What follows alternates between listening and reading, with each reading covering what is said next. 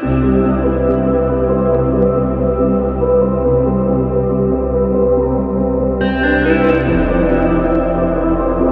ಸ್ವರೂಪನಾದ ದೇವರೇ, ಕರ್ತನೆ, ಬೆಳಗಿನ ಜಾವ ಸಮಯದಲ್ಲಿ ನಾವು ನಿಮ್ಮನ್ನು ಸ್ತುತಿಸ್ತೇವೆ. ನಮ್ಮನ್ನು ಕರ್ತನೆ ಜೀವಬಾಧಿರನ್ನು ಕೆಳನೆನಿಸಿದ್ದಕ್ಕಾಗಿ ಸ್ತೋತ್ರ. ಒಡೆಯನೆ, ಈ ಬೆಳಗಿನ ಜಾವ ಸಮಯದಲ್ಲಿ ನಾವು ಕರ್ತನೆ ನಿಮ್ಮ ಪಾದ ಸನ್ನಿಧಾನದಲ್ಲಿ ಕೂಡಿ ಬಂದಿದ್ದೇವೆ. ರಾಜ ಅಪ್ಪ, ನಿನ್ನ ವಾಕ್ಯವನ್ನು ಧ್ಯಾನಿಸ್ತಾ ಇದ್ದೇವೆ. ನಿನ್ನ ಮಾತು ಎಲ್ಲದಕ್ಕಿಂತಲೂ ಬಹುಶಕ್ತಿಶಾಲಿ ಮತ್ತು ಬಹು ವೇಗಶಾಲಿ ಆಗಿದೆ ತಂದೆಯೇ. ಅದನ್ನು ಕರ್ತನೆ ನಿನ್ನ ನಾಮಕ್ಕಿಂತಲೂ ಕೂಡ ಉನ್ನತಪಡಿಸಿದೆ ಸ್ವಾಮಿ ನಿನ್ನ ವಾಕ್ಯವನ್ನ. ದೇವರೇ, ನಿನ್ನ ವಾಕ್ಯವನ್ನು ಧ್ಯಾನಿಸ್ತಿರುವಾಗ ನಮಗೆ ಉಪದೇಶ ಮಾಡು. ಯೇಸು ನಾಮದಲ್ಲಿ ತಂದೆ ಪ್ರಾರ್ಥನೆಯನ್ನು ಬೇಡಿಕೊಳ್ತಾನೆ ಸ್ವಾಮಿ, ಆಮೇಲೆ. ಕರ್ತನಿಗೆ ಸ್ತೋತ್ರ. ದೇವರ ಜನರೇ, ಎಲ್ಲರೂ ಕೂಡ ಯೆಹೆಜ್ಕೇಲನ ಪ್ರವಾದನ ಗ್ರಂಥ 33ನೇ ಅಧ್ಯಾಯ 1-9 ವಚನಗಳನ್ನ ಧ್ಯಾನಿಸೋಣ. ದಯವಿಟ್ಟು ನಿಮ್ಮ ಸತ್ಯವೇದವನ್ನ ತಿರುಗಿಸಿಕೊಂಡು ಯೆಹೆಜ್ಕೇಲ 33ನೇ ಅಧ್ಯಾಯ 1-9 ವಚನಗಳನ್ನ ಧ್ಯಾನಿಸೋಣ. ಈ ಒಂದು ದಿನದ ಸಂದೇಶದ ತಲೆಬರಹ ಕಾವಲುಗಾರನ ಜವಾಬ್ದಾರಿ ಮತ್ತು ದೇವರ ಎಚ್ಚರಿಕೆ ಎಂಬುದಾಗಿ ಇದೆ. ನನ್ನ ಸತ್ಯವೇದದ ವಾಕ್ಯದ ಧ್ಯಾನ ಯೆಹೆಜ್ಕೇಲ 33ನೇ ಅಧ್ಯಾಯ 1-9 ವಚನ. ಮಕ್ಕಳ ಸತ್ಯವೇದದ ಭಾಗವು ಜೀವಮಾನದ ಸ್ನೇಹಿತರು 1 ಸಮುವೇಲ 18-19 ಅಧ್ಯಾಯಗಳು. 1 ವರ್ಷಕ್ಕೆ ಸತ್ಯವೇದದ ಅಧ್ಯಯನ ಭಾಗ ಕೀರ್ತನೆಗಳು 116 1-118 29 ತನಕ. ಬಾಯ್ಪಾಠ ವಚನ. ನರಪುತ್ರನೇ, ನಾನು ನಿನ್ನನ್ನು ಇಸ್ರಾಯೇಲ್ ವಂಶದವರಿಗೆ ಕಾವಲುಗಾರರನ್ನಾಗಿ ನೇಮಿಸಿದ್ದೇನೆ. ನೀನು ನನ್ನ ಬಾಯಿಂದ ಹೊರಡುವ ಮಾತನ್ನು ಕೇಳಿ ನನ್ನ ದೂತನಾಗಿ ಅವರನ್ನು ಎಚ್ಚರಪಡಿಸು. ಯೆಹೆಜ್ಕೇಲ 33:7ನೇ ವಚನ ಕೊಡಲ್ಪಟ್ಟಿದೆ. ದೇವಚಂದ್ರೆ, ಈ ಒಂದು ಯೆಹೆಜ್ಕೇಲನ ಗ್ರಂಥ 33ನೇ ಅಧ್ಯಾಯ 1-9 ವಚನಗಳನ್ನು ನಾನು 6 ಭಾಗಗಳನ್ನಾಗಿ ವಿಂಗಡಿಸಿದ್ದೇನೆ. ಈ 9 ವಚನಗಳಿಗೆ ತಲೆಬರಹ ನಾವೀಗಲೇ ಓದಿದ್ದೇವೆ. ಸಂದೇಶದ ತಲೆಬರಹ ಕಾವಲುಗಾರನ ಜವಾಬ್ದಾರಿ ಮತ್ತು ದೇವರ ಎಚ್ಚರಿಕೆ. ಇಂಗ್ಲಿಷ್ ಅಲ್ಲಿ ವಾಚ್ಮನ್ ರೆಸ್ಪಾನ್ಸಿಬಿಲಿಟಿ ಎಂಬುದಾಗಿ ಕೊಡಲ್ಪಟ್ಟಿದೆ. ದೇವರ ಸೇವಕರು ಯಾರಂದ್ರೆ ಅವರು ವಾಚ್ಮೆನ್ ಆಗಿದ್ದಾರೆ, ಅವರು ಕಾವಲುಗಾರರಾಗಿದ್ದಾರೆ. ದೇವರು ಅವರನ್ನು ನಂಬಿ ಕೊಟ್ಟಂತ ಸಭೆಗಳು, ಆತ್ಮಗಳನ್ನ ಕಾಯುವ ಕಾವಲುಗಾರರಾಗಿದ್ದಾರೆ. ಈ ಕಾವಲುಗಾರರು ಒಂದು ದಿನ ದೇವರಿಗೆ ಲೆಕ್ಕವನ್ನು ಒಪ್ಪಿಸಬೇಕಾದಂತ ಒಂದು ಸನ್ನಿವೇಶ ಕೂಡ ಎದುರಾಗ್ತದೆ. ದೇವಚಂದ್ರೆ, ಯೆಹೆಜ್ಕೇಲನಿಗೆ ಕರ್ತನು ನರಪುತ್ರನೇ ಎಂಬುದಾಗಿ ಕರೆಯುವಂಥದ್ದನ್ನು ನಾವು ನೋಡ್ತೇವೆ. ನರಪುತ್ರನೇ ಎಂಬುದಾಗಿ ಈ ಒಂದು ಯೆಹೆಜ್ಕೇಲನ ಪ್ರವಾದನ ಗ್ರಂಥದಲ್ಲಿ ಹೆಚ್ಚಾಗಿ ಕರ್ತನು ಪ್ರವಾದಿಯಾಗಿರುವಂತಹ ಯೆಹೆಜ್ಕೇಲನೊಂದಿಗೆ ಸಂಭಾಷಿಸುವಂತ ವಿಧಾನ ನರಪುತ್ರನೇ ಎಂಬುದಾಗಿ ಅಥವಾ ಮಾನವ ಪುತ್ರನೇ ಎಂಬುದಾಗಿ ಕರೆಯುವುದನ್ನು ನಾವು ಕಾಣುತ್ತೇವೆ. ದೇವಚಂದ್ರೆ, 7ನೇ ವಚನ ಎಲ್ಲರೂ ಕೂಡ ಬಾಯ್ಪಾಠ ಮಾಡಬೇಕಾಗಿದೆ. ದೇವರು ಹೇಳ್ತಾ ಇದ್ರಲ್ಲಿ, ನಾನು ನಿನ್ನನ್ನು ಇಸ್ರಾಯೇಲ್ ವಂಶದವರಿಗೆ ಕಾವಲುಗಾರನಾಗಿ ನೇಮಿಸಿದ್ದೇನೆ ಎಂಬುದಾಗಿ ಹೇಳುವಂಥದ್ದನ್ನು ನಾವು ನೋಡ್ತೇವೆ. ದೇವಜನ ಈಗಾಗಲೇ ಹೇಳಿದ ಪ್ರಕಾರವಾಗಿ 6 ಭಾಗಗಳನ್ನಾಗಿ 1-3 ವಚನಗಳು ಕಾವಲುಗಾರನ ಉದಾಹರಣೆ ಕೊಡಲ್ಪಟ್ಟಿದೆ. ದೇವರು ಒಂದು ಉದಾಹರಣೆ ಕೊಡ್ತಾ ಇದ್ದಾನೆ ಇಲ್ಲಿ. ಒಂದು ದೇಶದ ಮೇಲೆ ಶತ್ರು ಬರುತ್ತಿದ್ದರೆ ಜನರು ಒಬ್ಬನನ್ನು ಕಾವಲುಗಾರನಾಗಿ ನೇಮಿಸ್ತಾರೆ. ಅವನು ಅಪಾಯವನ್ನು ಕಂಡಾಗ ತುತ್ತೂರಿ ಊದಬೇಕು. ಅಂದ್ರೆ ಇಸ್ರಾಯೇಲ್ ದೇಶವನ್ನು ದೇವರು ಉದಾಹರಣೆ ನೀಡ್ತಾ ಇದ್ದಾರೆ. ಆ ದೇಶದ ಮೇಲೆ ಶತ್ರುಗಳು ಬರ್ತಾ ಇದ್ರೆ ಆ ದೇಶದ ಜನರು ಒಬ್ಬ ಕಾವಲುಗಾರನನ್ನ ನೇಮಿಸ್ತಾರೆ. ಅವರು ಆ ಕಾವಲುಗಾರನ ಉದ್ಯೋಗ ಕೆಲಸ ಏನಂದ್ರೆ ಅಪಾಯವನ್ನು ಕಂಡಾಗ ತುತ್ತೂರಿ ಊದಬೇಕು, ಅಥವಾ ಜನರಿಗೆ ಮುಂಚಿತವಾಗಿ ಅಪಾಯವನ್ನು ತಿಳಿಸಬೇಕಾದ. ಇದು ಒಂದು ಆತ್ಮಿಕವಾಗಿ ದೇವರ ಸೇವಕರು ಅಥವಾ ಪ್ರವಾದಿಗಳನ್ನ ಸೂಚಿಸ್ತಾ ಇದೆ. ದೇವಜನರೇ, ಈ 3 ವಚನಗಳನ್ನ ಒಂದು ಉದಾಹರಣೆ ಕೊಡ್ತಾ ಇದ್ದಾರೆ ದೇವರು. ಆ ಉದಾಹರಣೆ ಏನವಂದ್ರೆ, ನಾನು ದೇಶದ ಮೇಲೆ ಖಡ್ಗವನ್ನು ಬೀಳ ಮಾಡುವಾಗ ಆ ದೇಶದವರು ತಮ್ಮಲ್ಲಿ ಆರಿಸಿ ನೇಮಿಸಿಕೊಂಡ ಕಾವಲುಗಾರನು ದೇಶದ ಮೇಲೆ ಬೀಳುವ ಖಡ್ಗವನ್ನು ನೋಡಿದ ಕೂಡಲೇ ಕೊಂಬನ್ನೂದಿ ಸ್ವಜನರನ್ನು ಎಚ್ಚರಿಸಿದರು. ಕೊಂಬನ್ನು ಊದಬೇಕತ್ತ. ಅಪಾಯ ಬರುವಾಗ ಕೊಂಬನ್ನು ಊದಬೇಕು.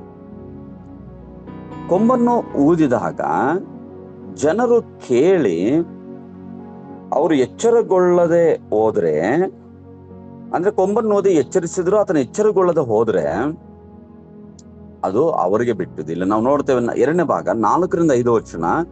ಎಚ್ಚರಿಕೆ ಕೇಳದವರ ಹೊಣೆ. ಎಚ್ಚರಿಕೆ ಕೇಳದವರ ಹೊಣೆ. 4-5 ವಚನಗಳನ್ನು ನೀವು ಓದಿ ನೋಡ್ರಿ.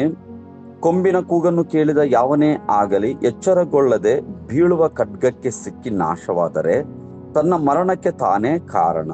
ಅವನು ಕೊಂಬಿನ ಕೂಗನ್ನು ಕೇಳಿಯೂ ಎಚ್ಚರಗೊಳ್ಳಲಿಲ್ಲವಷ್ಟೇ, ತನ್ನ ಮರಣಕ್ಕೆ ತಾನೇ ಕಾರಣನು. ಎಚ್ಚರಗೊಂಡಿದ್ದರೆ ತನ್ನ ಪ್ರಾಣವನ್ನು ಉಳಿಸಿಕೊಳ್ಳುತ್ತಿದ್ದನು ಎಂಬುದಾಗಿ ಬರೆಯಲ್ಪಡ್ತಾ ಇದೆ.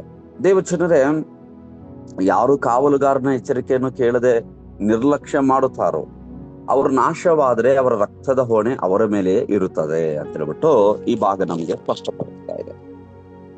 ದೇವರು ತನ್ನ ಸೇವಕರನ್ನು ಆರಿಸಿಕೊಂಡು ಆತನು ಸಭೆಗಳ ಮೇಲೆ ಒಂದು ದೇವರು ರೆಸ್ಪಾನ್ಸಿಬಿಲಿಟಿಯನ್ನ ಕೊಟ್ಟಿದ್ದಾನೆ. ದೇವರ ಸೇವಕರು ಪಾಪವನ್ನ ಅರುಹಿ ಎಚ್ಚರಿಸಬೇಕು, ಧೈರ್ಯದಿಂದ ಎಚ್ಚರಿಸಬೇಕು. ಒಂದ್ ವೇಳೆ ಆ ಎಚ್ಚರಿಕೆಯನ್ನ ಕೇಳಿ ಅದು ದೇವರ ಮಾತು ಎಂಬುದಾಗಿ ತಿಳಿದು ಯಾರು ಪಾಪ ಮಾಡೋದನ್ನು ಬಿಟ್ಟು ಬಿಡುತ್ತಾರೋ ದೇವರು ಅವ್ರನ್ನ ಆಶೀರ್ವಾದ ಮಾಡ್ತಾರೆ. ಯಾರು ಪಾಪ ಮಾಡದೆ ಹಾಗೆ ಅವರು ಬೇಜವಾಬ್ದಾರದಿಂದ ನಡ್ಕೊಳ್ತಾರೋ ಅವರ ಒಂದು ಶಿಕ್ಷೆಗೆ ಅವರೇ ಹೊಣೆಯಾಗಿದ್ದಾರೆ ಎಂಬುದಾಗಿ ಈ 4-5 ವಚನಗಳು ಹೇಳುವಂಥದ್ದು ನಾವು ನೋಡುತ್ತೇವೆ. ಅದರ ಅರ್ಥ, ದೇವರ ವಾಕ್ಯವನ್ನು ಕೇಳಿ ಯಾರು ಅದನ್ನು ಪಾಲಿಸುವುದಿಲ್ಲವೋ ತಮ್ಮದೇ ತಪ್ಪಿಗೆ ಶಿಕ್ಷೆ ಅನುಭವಿಸ್ತಾರವರು. ದೇವರು ಎಚ್ಚರಿಸುತ್ತಾನೆ, ಆದ್ರೆ ಪಾಲಿಸುವುದು ನಮ್ಮ ಒಂದು ಹೊಣೆಯಾಗಿದೆ ಎಂಬುದಾಗಿ ಈ ಭಾಗ ನಮಗೆ ಸ್ಪಷ್ಟಪಡಿಸ್ತಾ ಇದೆ. 3ನೇ ಭಾಗ 6ನೇ ವಚನ, ಎಚ್ಚರಿಸದ ಕಾವಲುಗಾರನ ತಪ್ಪಿರ್ಲಿ. ಈಗ ಈ 6ನೇ ವಚನವನ್ನು ಓದ್ತೇನೆ. ಆದ್ರೆ ಕಾವಲುಗಾರನು ಬೀಳುವ ಖಡ್ಗವನ್ನು ನೋಡಿಯೂ ಕೊಂಬನ್ನೂದದೆ ಸ್ವಜನರನ್ನು ಎಚ್ಚರಿಸದೆ ಇರುವಲ್ಲಿ ಖಡ್ಗವು ಬಿದ್ದು ಆ ಜನರೊಳಗೆ ಯಾವನನ್ನೇ ಆಗಲಿ ನಾಶ ಮಾಡಿದರೆ ತನ್ನ ಅಧರ್ಮದಲ್ಲೇ ನಾಶಗೊಂಡ ಆ ಮನುಷ್ಯನ ಮರಣಕ್ಕೆ ಹೊಣೆಯಾದ ಕಾವಲುಗಾರನಿಗೆ ಮುಯ್ಯಿ ತೀರಿಸುವೆನು. ಇಲ್ಲಿ ಎಚ್ಚರಿಸದ ಕಾವಲುಗಾರನ ತಪ್ಪು ಕಾಣ್ತಾ ಇದ್ವಿ. ಕಾವಲುಗಾರನು ಅಪಾಯವನ್ನು ನೋಡಿ ತುತ್ತೂರಿ ಊದದೇ ಇದ್ದರೆ ಜನರು ಸಾಯ್ತಾರೆ. ಆದ್ರೆ ಅವರ ರಕ್ತದ ಹೊಣೆ ಕಾವಲುಗಾರನ ಮೇಲೆ ಇಲ್ಲಿ ಬರ್ತಾ ಇದೆ. ಇದರರ್ಥ, ದೇವರ ಸಂದೇಶವನ್ನು ಹೇಳದೆ ಮೌನವಾಗಿರುವುದು ದೊಡ್ಡ ತಪ್ಪು. ದೇವರು ಕೊಟ್ಟ ಕರ್ತವ್ಯವನ್ನು ನಿರ್ಲಕ್ಷ್ಯ ಮಾಡಿದರೆ ನಾವು ಹೊಣೆಗಾರರಾಗುತ್ತೇವೆ. ದೇವರ ಸಂದೇಶವನ್ನ ದೇವರ ಸೇವಕರು ಹೇಳಬೇಕು, ಸಾರಬೇಕು, ಪ್ರಕಟಿಸಬೇಕು.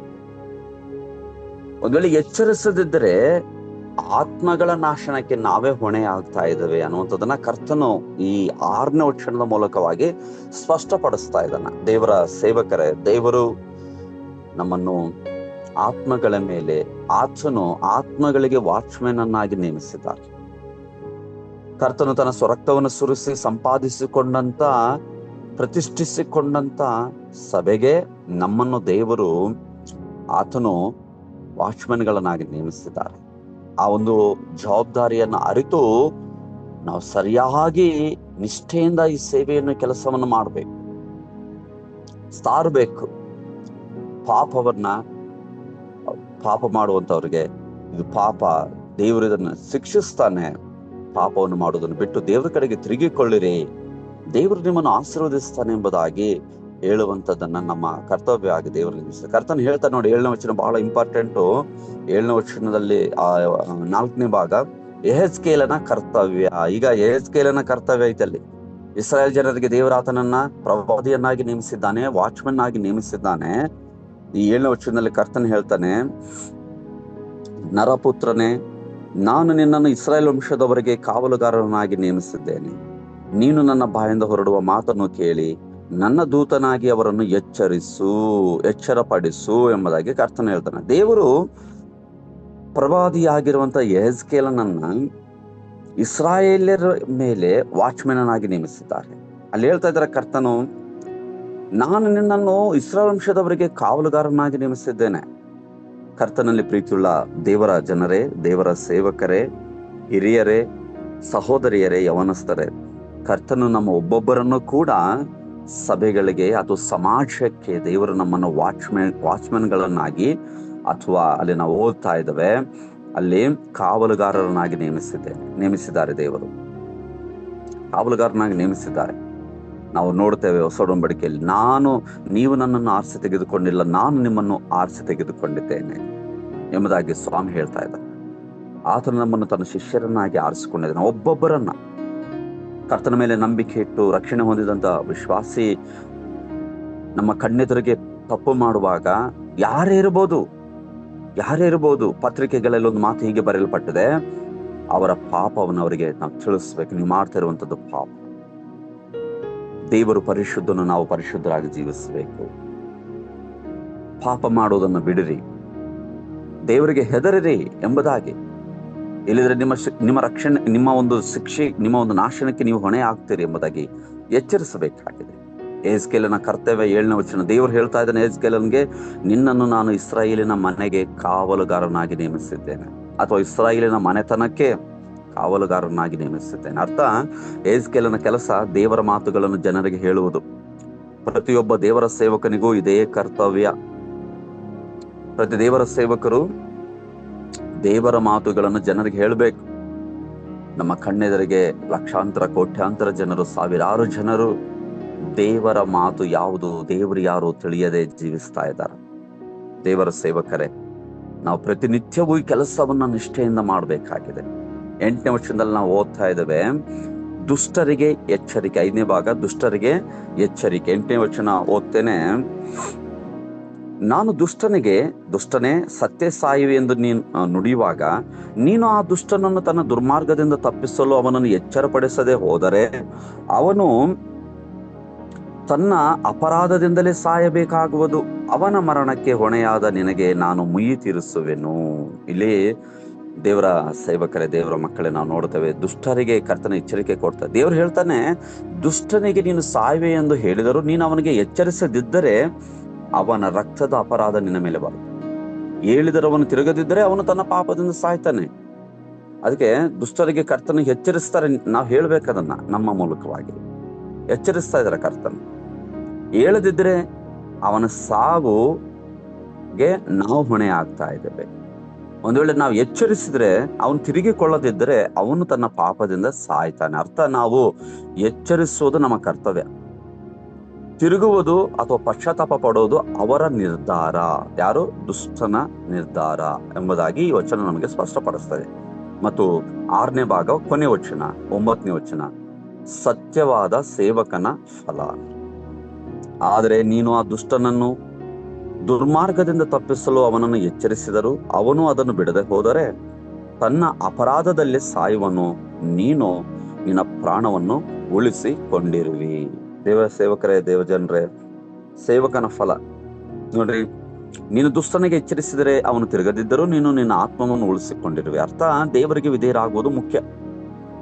ದೇವರ ಸೇವಕರು, ದೇವ ಜನರು ದೇವರ ವಾಕ್ಯಕ್ಕೆ ವಿಧೇಯರಾಗುವುದು ಬಹಳ ಬಹಳ ಪ್ರಾಮುಖ್ಯ. ದೇವರ ಮಾತಿಗೆ ವಿಧೇಯರಾಗುವುದು ಬಹಳ ಬಹಳ ಪ್ರಾಮುಖ್ಯ. ಫಲದ ಬಗ್ಗೆ ಎಲ್ಲ, ಕರ್ತವ್ಯದ ಬಗ್ಗೆ ದೇವರಲ್ಲಿ ಗಮನ ಕೊಡ್ತಾ ಇದ್ದಾರೆ. ಕರ್ತವ್ಯ.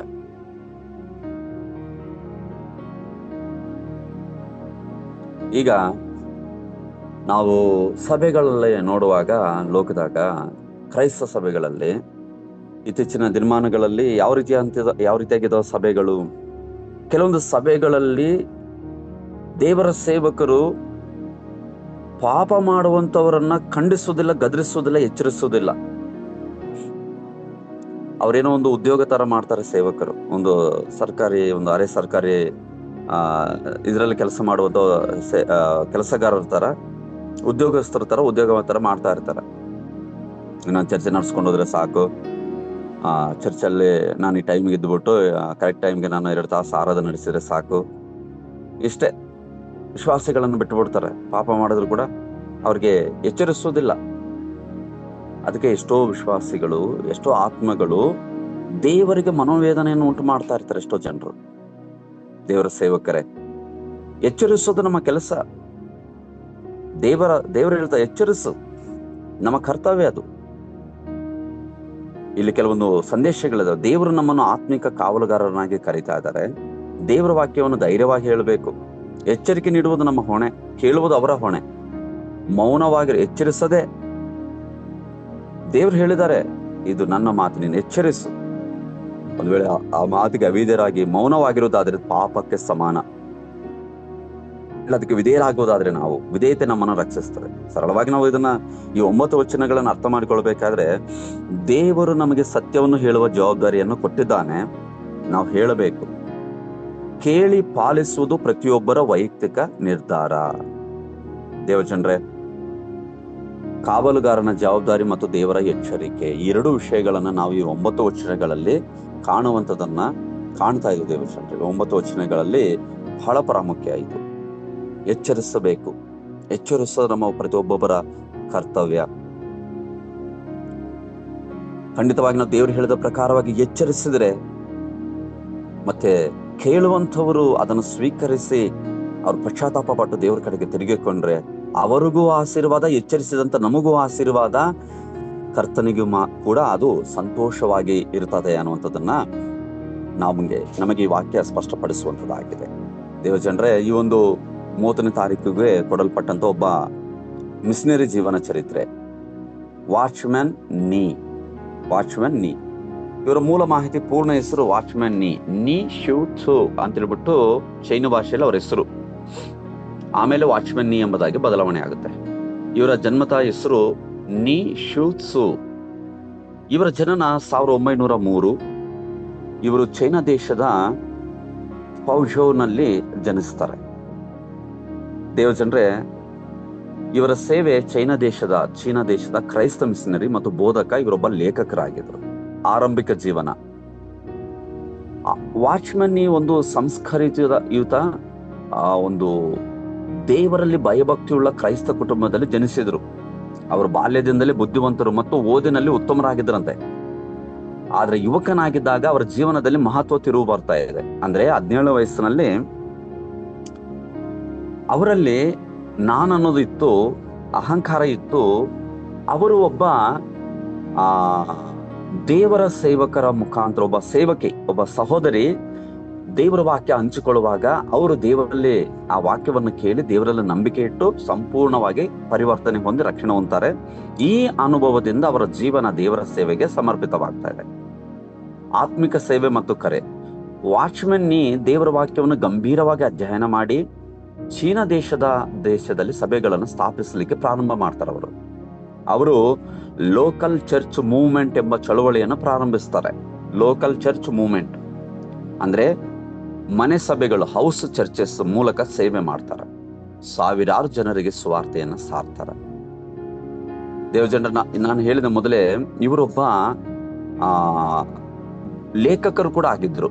ಬೋಧಕರು, ಮಿಷನರಿ, ಲೇಖಕರು ಕೂಡ ಆಗಿದ್ರು. ವಾಚ್ಮನ್ ನೀ ಅವರು ಅನೇಕ ಆಳವಾದ ಆತ್ಮಿಕ ಪುಸ್ತಕಗಳನ್ನು ಬರೆದಿದ್ದಾರೆ. ಇದರಲ್ಲಿ ಕೆಲವೊಂದು ಇವತ್ತು ಕ್ರೈಸ್ತ ಪ್ರಪಂಚದಲ್ಲಿ ಅತಿ ಹೆಚ್ಚಾಗಿ ಉಪಯೋಗಿಸಲ್ಪಡ್ತಿರುವಂತ ಅವರ ಬರಹಗಳೊಂದು 3 ಇದಾವೆ ನನ್ನ ಹತ್ರ. ದ ನಾರ್ಮಲ್ ಕ್ರಿಸ್ಟಿಯನ್ ಲೈಫ್ ಅಂತ ಒಂದಿದೆ, ಇನ್ನೊಂದು ಸಿಟ್ ವಾಕ್ ಸ್ಟ್ಯಾಂಡ್ ಅಂತ ಇನ್ನೊಂದಿದೆ, ಮತ್ತೊಂದು ದ ಸ್ಪಿರಿಚುವಲ್ ಮ್ಯಾನ್ ಎಂಬ ಒಂದು 3 ಪುಸ್ತಕಗಳಿದಾವೆ. ಇತ್ತೀಚೆಗೆ ನನಗೊಂದು ಪುಸ್ತಕ ಸಿಕ್ತು. ಇವರು ಬರೆದಂತ ಇವರ ರಚನೆ ಹೊಸ ಒಡಂಬಡಿಕೆಯನ್ನು ಬಹಳ ಅದ್ಭುತವಾಗಿ ಒಂದೊಂದು ವಚನಕ್ಕೆ ಕೂಡ ಅವರು ಅನೇಕ ಒಂದು ಆಧಾರ ವಚನಗಳನ್ನ ಕೊಯ್ಟ್ ಮಾಡ್ತಾ ಒಂದು ಹೊಸ ಒಡಂಬಡಿಕೆಯನ್ನು ಕೂಡ ಅವರು ಸ್ಟಡಿ ಬೈಬಲ್ ಅನ್ನಾಗಿ ಹೊಸ ಒಡಂಬಡಿಕೆ ಮಾತ್ರ ಬಿಟ್ಟಿದ್ದಾರೆ. ಇವರು ಬರಹದಲ್ಲಿ ಇರುವಂತ ಒಂದು ಪುಸ್ತಕ ನನ್ನ ಹತ್ರ ಇದೆ. ಬಹಳ ಅದ್ಭುತವಾದಂತ ಪುಸ್ತಕ. ಇವರ ಪುಸ್ತಕಗಳು ಇಂದಿಗೂ ಕ್ರೈಸ್ತರಲ್ಲಿ ಆಳವಾದ ಆತ್ಮೀಯ ಬೆಳವಣಿಗೆಗೆ ಸಹಾಯ ಮಾಡ್ತಾ ಇದ್ದಾವೆ. ಹೀಗೆ ಉತ್ತಮವಾಗಿ 17 ವಯಸ್ಸಿನಲ್ಲಿ ರಕ್ಷಣೆ ಹೊಂದಿ ಕರ್ತನ ಕರೆಗೆ ವಿಧೇಯನಾಗಿ ಬಂದಂತ ವಾಚ್ಮ್ಯಾನ್, ಇವರ ಹೆಸರು ನಾನು ಮೊದಲೇ ಹೇಳಿದ್ನಲ್ವಾ, ಆದ್ರೆ ತದನಂತರದಲ್ಲಿ ಇವರ ಹೆಸರು ವಾಚ್ಮ್ಯಾನ್ ಲೀ ಎಂಬುದಾಗಿ ಬದಲಾವಣೆ ಆಗ್ತದೆ. ವಾಚ್ಮ್ಯಾನ್ ಅಂದ್ರೆ ಅದರ ಅರ್ಥ ಈಗ ನಾವು ಓದಿದಂತೆ ಈ ವಾಕ್ಯಭಾಗ, ಧ್ಯಾನ ಮಾಡಿದಂತೆ ವಾಕ್ಯಭಾಗದಲ್ಲಿ ಏನಿದೆ ಅಲ್ವಾ, ಕಾವಲುಗಾರ ಎಂಬುದಾಗಿ ಅರ್ಥ. ಕಾವಲುಗಾರ.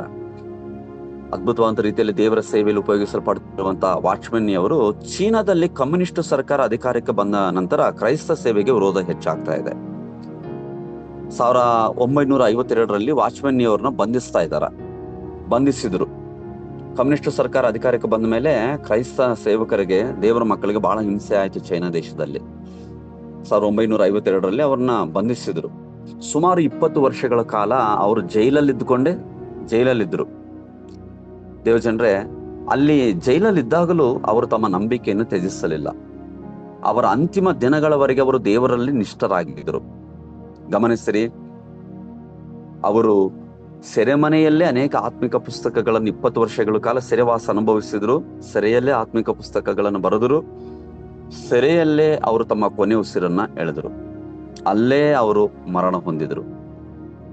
ವಾಚ್ಮೆನ್ನಿ ಅವರ ಜೀವನವು ವಿಶ್ವದ ಕ್ರೈಸ್ತರಿಗೆ ಪ್ರೇರಣೆಯಾಗಿದೆ. ನೋಡಿ, ಸೆರೆಮನೆಯಲ್ಲಿ ಕೂಡ ಅವರು ಕರ್ತನ ನಂಬಿಕೆಯನ್ನು ಬಿಡಲಿಲ್ಲ. ನಿನ್ನೆ ನಾವು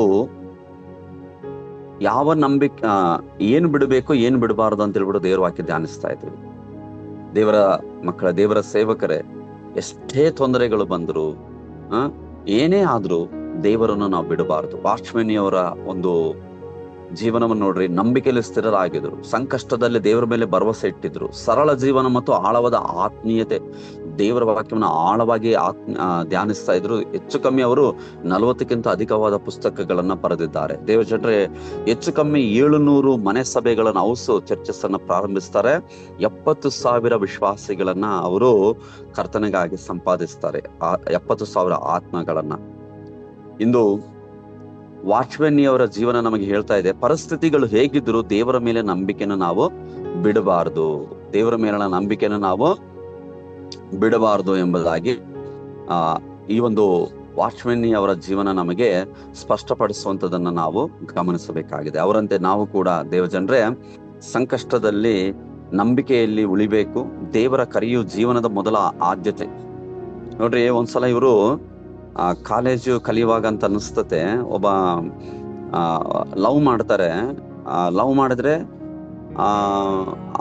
ಲವ್ ಮಾಡಿದಂತ ಒಂದು ಅವರ ಒಂದು ಇವ್ರಿಗಾಗಿ ಪ್ರಾರ್ಥನೆ ಮಾಡ್ತಾರೆ. ಅವರು ಪ್ರಾರ್ಥನೆ ಮಾಡಿ, ದೇವ್ರೆ ನಾನು ಪ್ರೀತಿ ಮಾಡ್ತಾ ಇದ್ದೀನಿ, ಮದುವೆ ಆಗ್ಬೋದಾ ಅವ್ರ ಅಂತ ಹೇಳ್ಬಿಟ್ಟು ಕೇಳುವಾಗ, ಆದ್ರೆ ಒಬ್ಬ ಕ್ರಿಶ್ಚಿಯನ್ನೇ ಲವ್ ಮಾಡಿರ್ತಾರೆ. ಬಟ್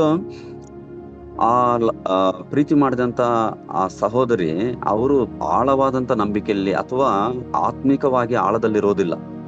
ಅವ್ರೇನ್ ಮಾಡ್ತಾರ ಅಂದ್ರೆ, ಇವ್ರು ನನ್ನ ಸೇವೆಗೆ ಪಟ್ಟಿದ್ದೇನೆ, ಇಂಥವ್ರನ್ನ ನಾನು ಮದುವೆ ಆದ್ರೆ ನನ್ನ ಸೇವೆಗೆ ಅಪಾಯ ಆಗ್ತದ ಅಂತ ಹೇಳ್ಬಿಟ್ಟು ಅವ್ರು ಅಲ್ಲಿಗೆ ಬಿಟ್ಟುಬಿಟ್ಟು ದೇವರ ಚಿತ್ತಕ್ಕೆ ವಿಧೇಯರಾಗ್ತಾರೆ. ಅಂದ್ರೆ ದೇವ್ರ ಜನರೇ ಪರಿಪೂರ್ಣವಾಗಿ ದೇವರಿಗೆ ಮೊದಲನೇ ಆದ್ಯತೆಯನ್ನು ಅವ್ರು ಕೊಡ್ತಾರೆ. ಸರಳ ಜೀವನ, ತ್ಯಾಗವಿಲ್ಲದೆ ಮಹತ್ವ ಸೇವೆ ಸಾಧ್ಯವಿಲ್ಲ.